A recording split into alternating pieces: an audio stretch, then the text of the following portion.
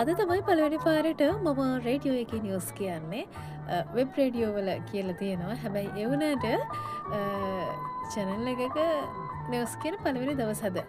මේ දෙවෙනි නිවුස් එක 2:55 නිවුස් එක මම ගත්තා.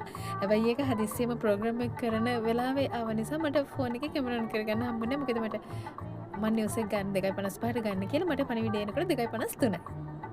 නිවුස් එක බලාගත්ත මිසක් මට ෆෝන් එක ඔන් කරගන්න හම්බුනේ නැහැ. දැන් 3යි විනාඩි 54යි 3යි 55 නිවුස් එක ගන්න තමයි මේ හදන්නේ. ඇත්තටම නිවුස් රීඩින් වලට ඇවිල්ලා ප්‍රෝග්‍රෑමින් කරන්න වෙච්ච කෙනෙක් අවුරුදු 14කට පස්සේ තමයි මේ නිවුස් කියන්නේ.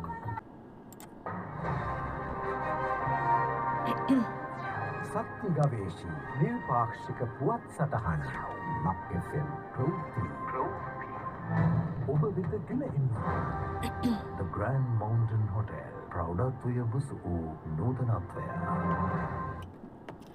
වෙලාව 3:55යි ලක් FM පැයේ පුවත්. දේශීය පුවත්.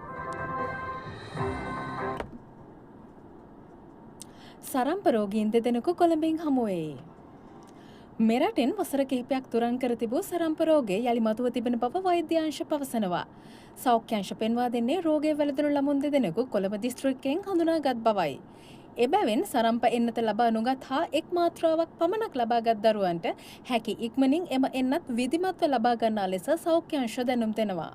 ශ්‍රී ලංකාව සරම්ප රෝගය සහ මුලින්ම තුරන් කළ රටක් බවට ලෝක සෞඛ්‍ය සංවිධානය නිවේදනය කළේ ඉකුත් 2019 වසරේදී. කෙසේ වෙතත් සෞඛ්‍යංශ පෙන්වා දෙන්නේ 2023 වර්ෂයෙන් පසුව ඇතැම් ප්‍රදේශවලින් සරම්ප වසංගත තත්ත්වයන් වාර්තා වූ බවයි. විදේශ පුවත්.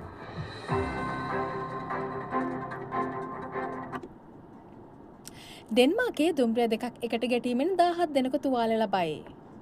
ඩෙන්මාර්කයේ දුම්රිය දෙකක් මුහුණට මුහුණ ගැටීමෙන් 17 දෙනෙකු තුවාල ලබා තිබෙනවා. ඉන් 5 දෙනෙකුගේ තත්ත්වය බරපතල බවයි විදේශ මාධ්‍ය වාර්තා සඳහන් කළේ. ඩෙන්මාර්කයේ කොපන්හේගන් අගනුවරට වයම දෙසින් පිහිටි දුම්රිය හරස් මාර්ගයකදී දුම්රිය දෙකක් මුහුණට මුහුණ ගැටී තිබෙනවා. ඒ වන විට දුම්රිය ගමන් කරමින් ඇත්තේ 38 දෙනෙකු පමණයි. අනතුරෙන් 5 දෙනෙකු බරපතල තුවාල ලබා ඇති අතර තවත් 12 දෙනෙකු සුළු තුවාල ලබා ඇති බවයි වාර්තා වන්නේ. අනතුරට හේතුව කුමක්ද යන්න හෙළිව නැහැ. මේ පැය තමයි ඊළඟ පැය පොත් ප්‍රකාශය 15:55ට. සත්‍ය ගවේෂී